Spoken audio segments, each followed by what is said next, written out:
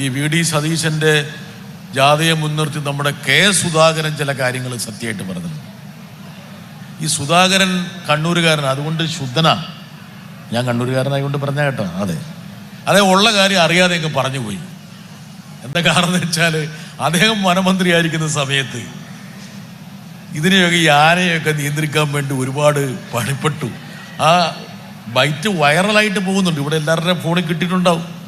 അദ്ദേഹം electric fencing നടത്തി, solar fencing നടത്തി, മതിൽ കെട്ടി, ആനയുടെ ഓരോ സവിശേഷ ആംഗ്യങ്ങൾ പോലും അദ്ദേഹം വിസ്തീരിച്ച് കാണിച്ചു. ആന എങ്ങനെയാണ് അദ്ദേഹത്തിൻ്റെ കാലത്ത് ബുദ്ധി ആർജിച്ച് മരത്തിൻ്റെ തണ്ട് ഒടിച്ചെടുത്തിട്ട് ഈ പറയുന്ന കമ്പി അടിച്ചു തകർത്ത് എങ്ങനെ മുമ്പോട്ട് പോകുന്നു എന്നുള്ളത്. അതുകൊണ്ട് നമ്മൾ പ്രത്യേകിച്ച് എന്തെങ്കിലും ചെയ്തിട്ട് കാര്യമില്ല, ഇത് ജനങ്ങളെ കൊന്നൊടുക്കാൻ വേണ്ടി വീണ്ടും വരുമെന്നുള്ളത് ഈ സുധാകരൻ പറഞ്ഞു. എനിക്ക് ഈ സുധാകരന് ചില കാര്യം തുറന്നു പറയുമ്പോൾ ദിനേശ ഒരു ചിത്രം ഉണ്ടായിരുന്നില്ല, മഴവിൽക്കാവടി നമ്മുടെ ജയറാമും ഇന്നസെൻ്റൊക്കെ ഉള്ള അതിലൊരു പറവൂർ ഭരതൻ്റെ ഒരു കഥാപാത്രമുണ്ട്, നല്ല മീശക്കാരനായിട്ടുള്ളത്.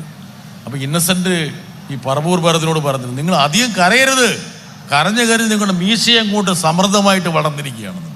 അപ്പം ഈ നമ്മുടെ സുധാകരൻ യഥാർത്ഥത്തിൽ ഈ ഇടയ്ക്ക് അറിയാതെ അദ്ദേഹത്തെക്കുറിച്ച് പലതും നമ്മൾ ആക്ഷേപം പറയാറുണ്ടെങ്കിൽ പോലും ചില കാര്യങ്ങൾ സത്യസന്ധമായിട്ട് പറയും. അദ്ദേഹം പ്രതിപക്ഷ നേതാവിനെ കുറിച്ച് പല കാര്യങ്ങളും സത്യസന്ധമായിട്ട് പറഞ്ഞിട്ടില്ലേ?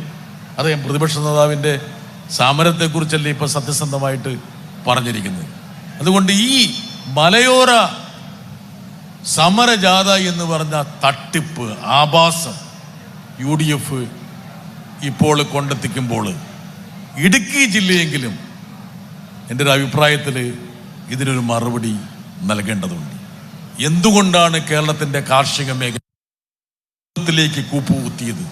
അതിൻ്റെ പ്രധാനപ്പെട്ട ഉത്തരവാദി ആരാണെന്നുള്ള കാര്യം കോൺഗ്രസ്സുകാരെ പറഞ്ഞ് ബോധ്യപ്പെടുത്തേണ്ട ഒരു കാലിക യാഥാർത്ഥ്യത്തിലൂടെയാണ് നമ്മൾ കടന്നു പോകുന്നത്.